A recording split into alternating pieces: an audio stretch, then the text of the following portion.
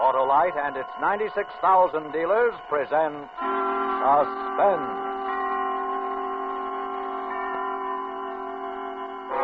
Tonight, Autolite brings you the story of a man who tries to commit the perfect crime. Overdrawn, starring Mr. Dick Powell.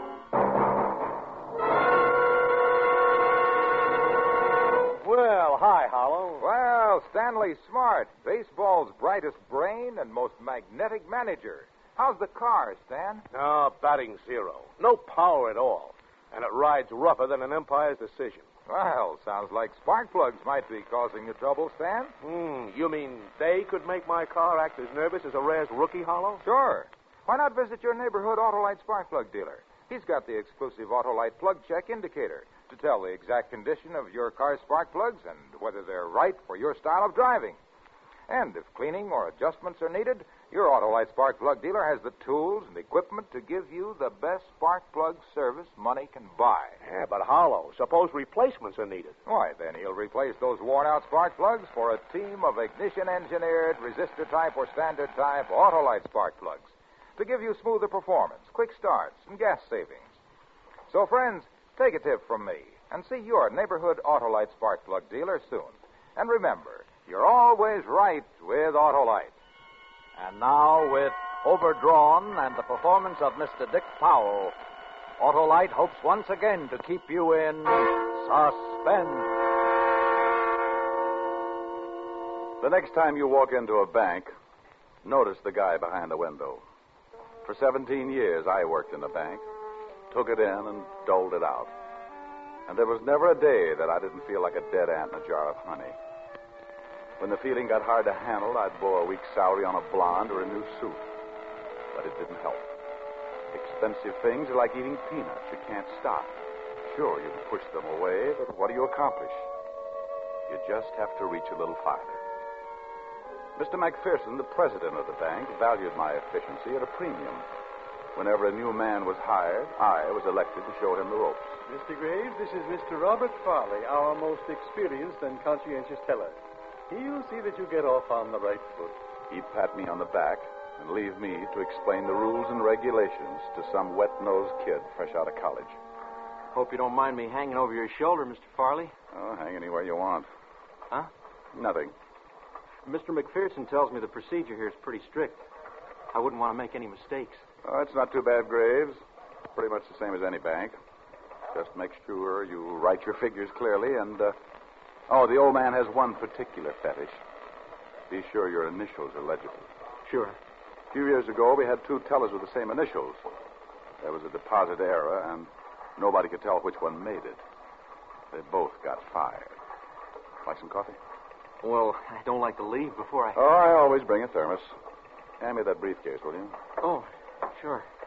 Grab yourself a paper cup. That drugstore gives me indigestion. Hope you like it black. Yeah, black's fine. Thanks. Been here long, Mr. Farley? Started as a messenger boy when I was 18. Watch out, it's hot. Makes sense. Who wants cold coffee?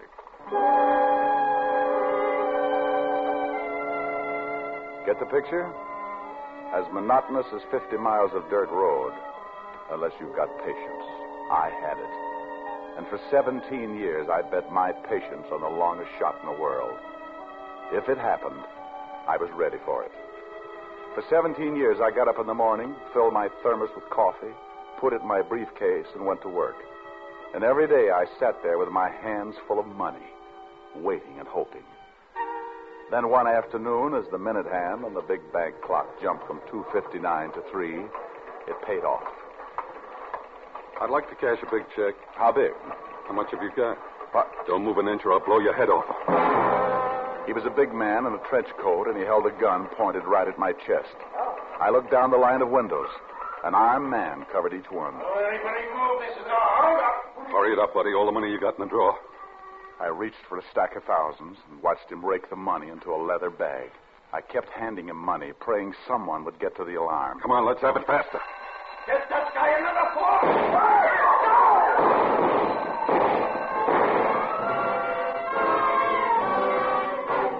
Fast. Everything happened fast.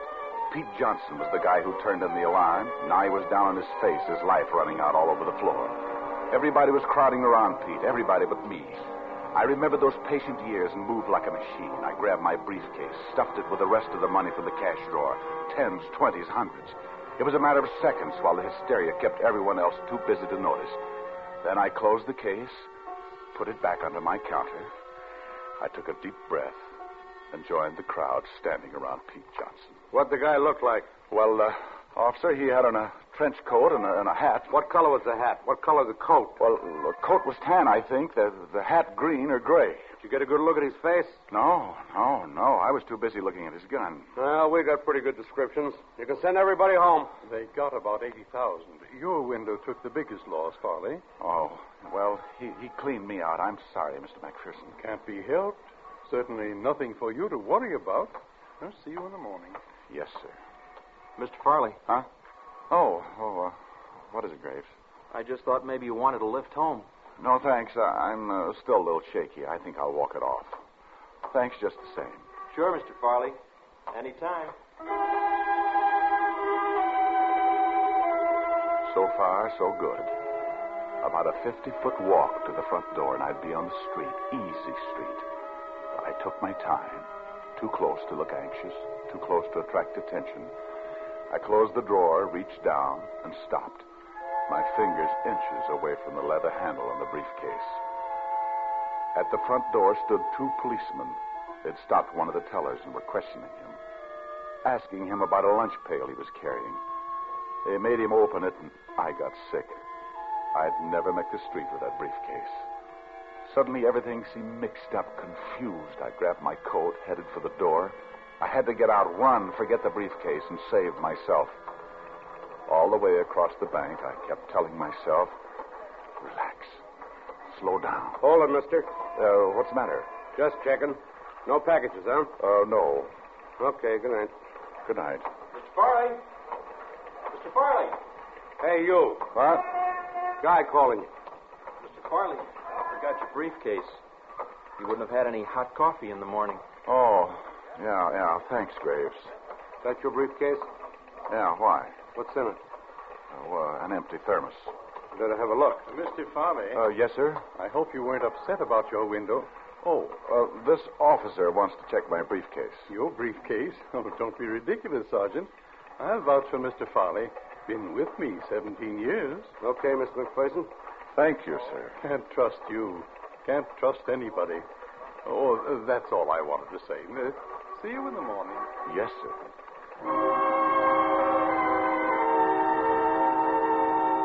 I'd made it. A briefcase full of money, and for a bonus, can't trust you, can't trust anybody. I went up the steps of my apartment like a kid on his way to a taffy pull. Once inside, I locked the door and opened the case. I walked to the bed and dumped it. House Beautiful should feature it, a crazy quilt of money. I counted it. $28,311. I counted it again and took a nap.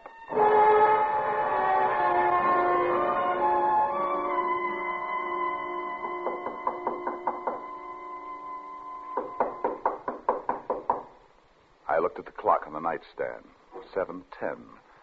I'd been out about a half hour. Somebody was knocking at my door.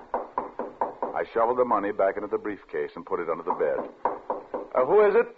Graves, Mr. Farley. Can I see you a minute? Oh, I'll be right there. Oh, you've been asleep? Yeah, Didn't mean to wake you up. that's okay. What's on your mind? I stopped off at the corner market. Bought a fifth. I thought they only sold milk and quarts. Oh, I thought maybe you'd want a drink. Now, why did you think maybe I'd want a drink? Oh, I'm sorry. I just wanted to talk. I'll see you in the morning. No, wait a minute. Come on in. Come on. I could use a drink. I'll get some glasses. Make yourself comfortable. Thanks. Now, what's the occasion?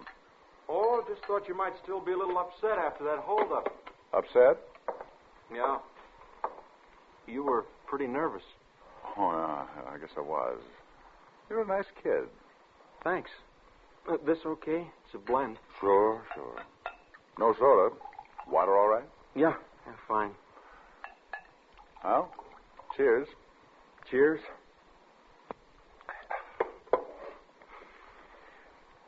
Mr. Farley, Yeah?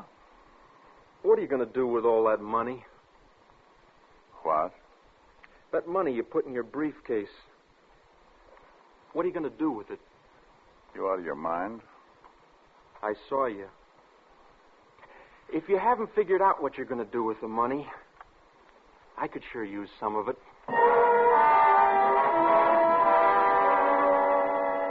He sat across the table from me, smiling like a young rattlesnake in a rabbit pen. He took out a cigarette, leaned back in his chair, and lighted it. He blew the smoke across at me in a long, thin stream. I could feel the panic again.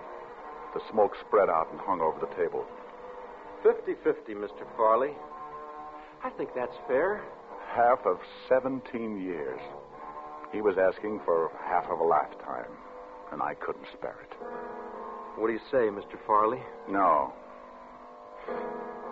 Okay. Oh, wait a minute. Yes, Mr. Farley? Change your mind? Yeah, Well, good. Let's have another drink. sure. Say when. Hold it. That's fine. Cheers. Cheers.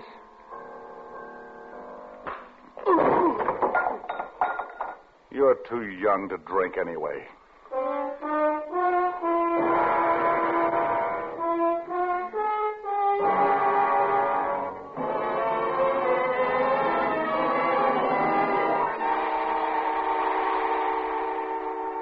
Autolite is bringing you Mr. Dick Powell in Overdrawn, tonight's production in radio's outstanding theater of thrills, Suspense.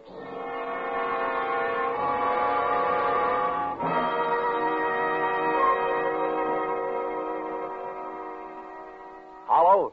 I'm happy as a pennant winner now. Oh, you visited your neighborhood Autolite spark plug dealer, eh, Stan? Oh, you bet I did. He checked my car's spark plugs with that famous Autolite plug check indicator, and he found that they were as worn as a catcher's mitt after a doubleheader. So he threw out those worn-out spark plugs for a set of ignition-engineered Autolite spark plugs, eh? You bet he did.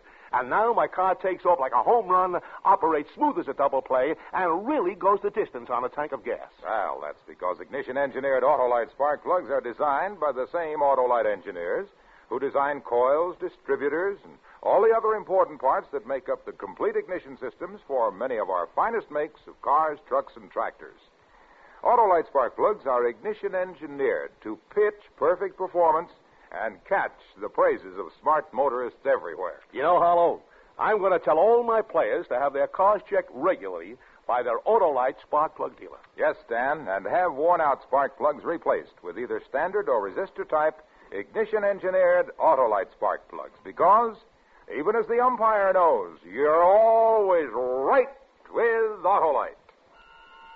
And now, Autolite brings back to our Hollywood soundstage Mr. Dick Powell in Elliot Lewis's production of Overdrawn, a tale well calculated to keep you in suspense.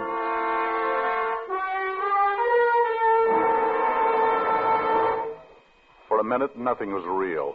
Then gradually, I started to think clearly again, more coolly and smoothly. I got the keys to Graves' car out of his pocket, packed a bag, and grabbed the briefcase with the money.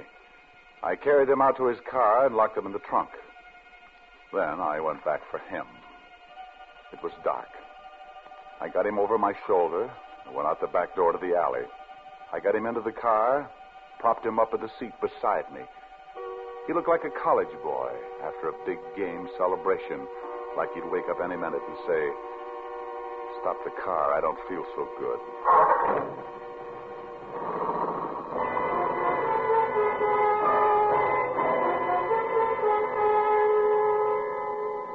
A few miles outside of town, there was a reservoir.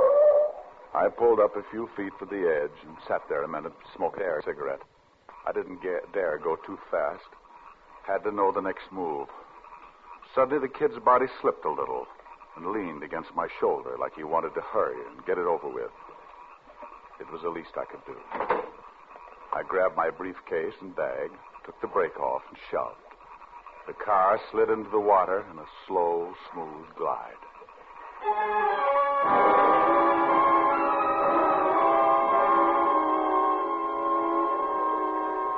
Bus leaving at gate 3 for Ventura, Santa Barbara, Monterey, Palo Alto, and San Francisco. Better hurry. That's All your bus aboard, he just please. called. Thanks.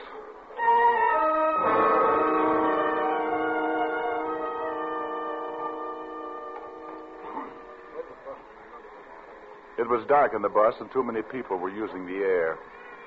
A baby in the back somewhere didn't like it either. I put a cigarette in my mouth, and as I struck a match, the glow lit up the face that leaned toward it from the next seat. Hold it, will you, honey?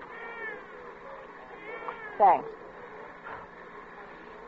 Oh, stuffy in here, isn't it? Yes, it is. Going far? San Francisco.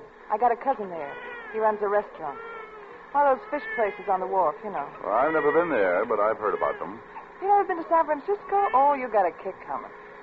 It's not much when the sun's out, but at night it gets enough like New York to be just great. You'll love it. Of course, I don't know anything about you, but... Oh, you don't have to. We're starting even. What's your name? Betsy Clark. Mine's Adams. Arthur Adams. I'm a used car salesman from San Diego. I'm taking my first vacation in 5 years. And I'm glad to know you, Miss Clark.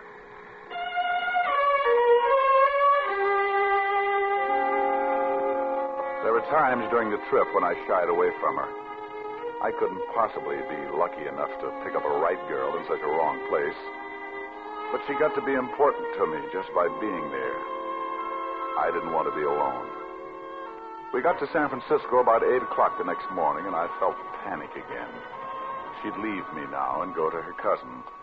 Leave me in a vacuum to hold hands with a briefcase in the past. Where are you going to stay, Arthur? I don't know. Some downtown hotel, I guess. Any suggestions? Well, there's a little place on Geary. It's clean. The price is right. Sounds fine. What's the address? 354 South. Come on, we'll take a cab. We? Well, unless you want to walk. It's a good 10 blocks. Oh, I thought you were staying with your cousin. I changed my mind.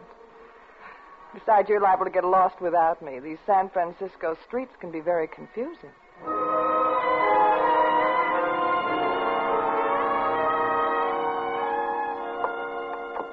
Good morning. Can I do? Oh, hello, Miss Clark. Hello, Pop. You got a couple of rooms? Sure. It's good to see you again. It's been nearly... This is Mr. Adams, Pop. Give him one overlooking the bay. He's never been here before. Hey, he can have 411. Okay. How about me? 409? That'll be fine. I'll take you up. You call me when you're freshened up. There's a wonderful restaurant that serves stuffed grape leaves. We'll begin the tour with something exotic, huh? Oh, great. Let's keep it that way. I'll be ready in an hour.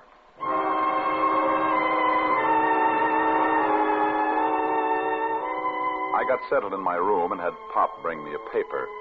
The bank robbery story was there, but that's all. In a day or two, there'd be more. I dressed for dinner, filled my pocket with enough money for a couple of big weeks, then took the briefcase downstairs to the desk. Oh, can you put this case in the safe for me, Pop? Oh, sure, Mr. Adams. Just a moment. I'll give you a receipt. Is this the house phone? Oh, yeah. 409, please. Oh, hi. I'm downstairs. I had to put something in the safe. Okay. Here's your receipt, Mr. Adams.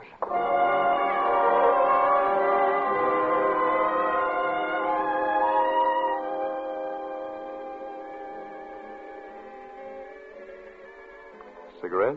Mm-hmm. Oh, wonderful, Timmy. Would you like to dance?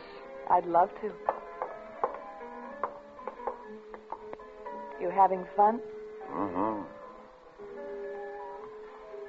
Arthur, Yeah? how long is your vacation? 3 weeks. Why? I just wondered. You're a good dancer. We kept dancing for the rest of the evening. holding her close with her smooth face next to mine and her hair smelling fresh and clean. Ever play king on the mountain?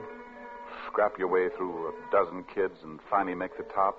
You feel bigger than anybody, standing up there battling to keep them from pulling you back down. The top of the mountain was mine, and she was dancing with me up there. And nobody was going to pull me down again. I thought about Graves lying at the bottom of the reservoir with his head broken. They probably wouldn't find him for weeks.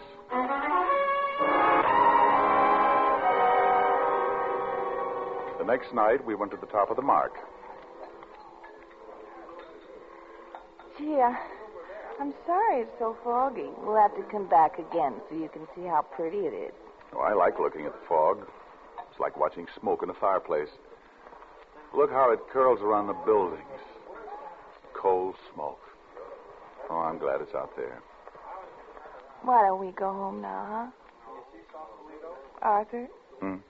Why don't we go home now? No, not yet. Well, I don't think I want another drink. Hey, what happened to you all of a sudden? You miss your used car a lot? Sorry, I was thinking about somebody. A girl? Hey, maybe you're married. I never even asked you that, did I? Who are you thinking about? Oh, it's not important. Just a guy who wanted me to sell out to him. I kind of wish I had.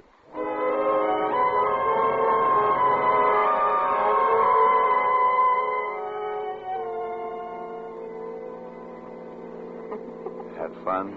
Oh, fun. Come here. Arthur, Yes, I think you're wonderful.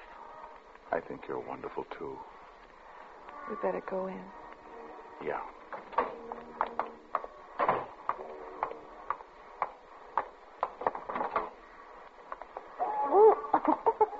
Steady as she goes. Gee, I'm a little tight. Want the papers? Mm-hmm.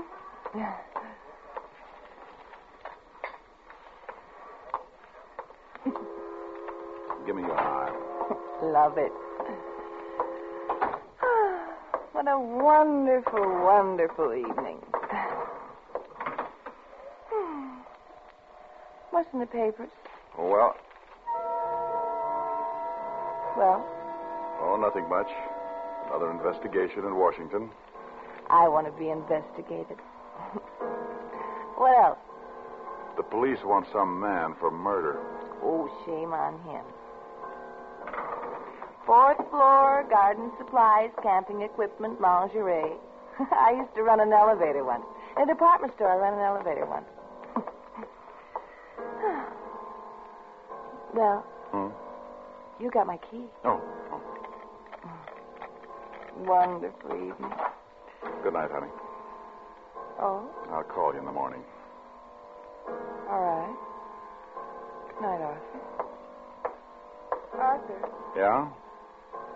you didn't give me my papers.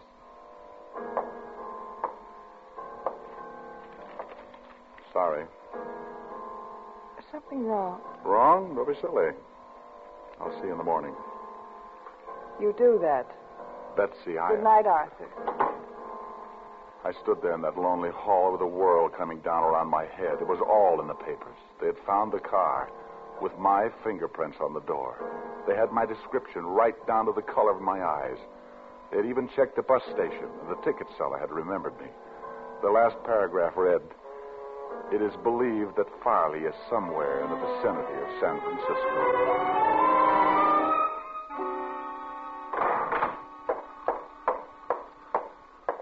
Pop. Pop. Oh, yes, Mr. Adams. I'd like my briefcase. Oh, all right. Come on.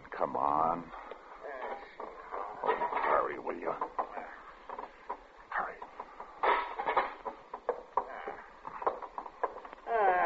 Here you are, Mr. Adams. Thanks. I'll have to have your receipt. Well, there you are. Just initial it. Hotel policy so we can show you got your case. Okay. There. Oh, thank you, Mr. Adams. I went up to my room, tossed the briefcase on the couch, and went into the bedroom to pack. Had to get out, clear out of the city. I thought about Betsy, and I wanted to take her with me, but I couldn't. How could I explain running, hiding? Sooner or later, she'd find out, and I couldn't take that chance. I closed my suitcase and went into the other room. Hello, Arthur. There she was, sitting on the couch, the open briefcase in her lap. So much money, Arthur. You must sell an awful lot of cars. How'd you get in? You left the door unlocked. It's all right. I locked it. Where'd you get it? I sell a lot of cars. While you're working in a bank? Thank you for buying me the papers. All right, Betsy. Is that why you killed him, Arthur, for all this money? What do you want, Betsy? Must have been awfully rich. You wanted to get that way. How much, Betsy? Well, I guess I'm the only one who could really tell the police. How much? How about all of it? Well, I'll need some to get out of town. All right, Arthur. You can call me Bob. I liked Arthur better. Here's $20. Think you better hurry. You know why I killed that man, Betsy? Because he had all this lovely money. No. Because he wanted to take it away from me. No, please. Arthur. He wanted to take it away from me. He wanted to take it away. You hear me, Betsy? He wanted to take it away. Come on, open up!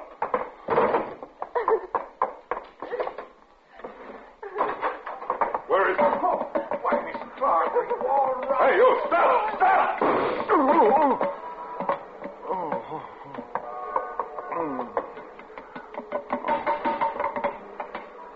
Did you get him? Yeah, call an ambulance.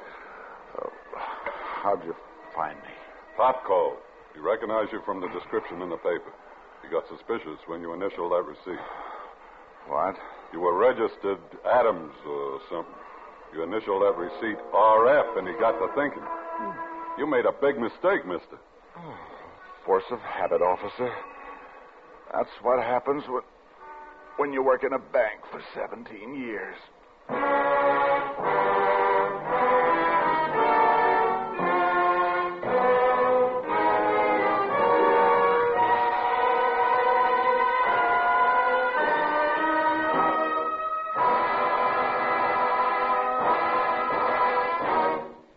Suspense. Presented by Autolite. Tonight's star, Mr. Dick Powell. Friends, this is Harlow Wilcox again to remind you that Autolite is the world's largest independent manufacturer of automotive electrical equipment. Autolite makes over 400 products for cars, trucks, planes, and boats in 28 plants from coast to coast. These products include world-famous ignition-engineered Autolite spark plugs, which are carried by your neighborhood Autolite spark plug dealer. See him soon and have worn-out spark plugs replaced with ignition-engineered Autolite resistor type or standard type spark plugs for smoother performance, quick starts, and gas savings. And remember, you're always right with Autolite.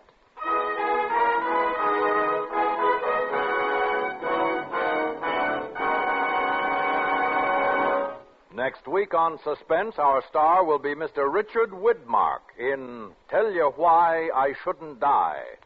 To be followed on June 14th by Mr. Gregory Peck, who will tell you the truth about Jerry Baxter. All on Suspense.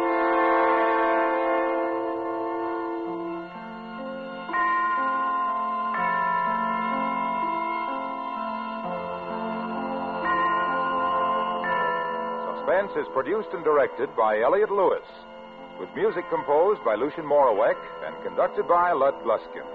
Overdrawn was written for Suspense by Blake Edwards from a story by Robert Platt. In tonight's play, Mary Jane Croft was heard as Betsy and Dick Crenna as Graves. Featured in the cast were Norman Field, Ed Max, Benny Rubin, and Joseph Kearns. Dick Powell may be heard each week on his own radio program, Richard Diamond, on another network. And remember, next week on Suspense, Mr. Richard Widmark in a tale we call tell you why I shouldn't die.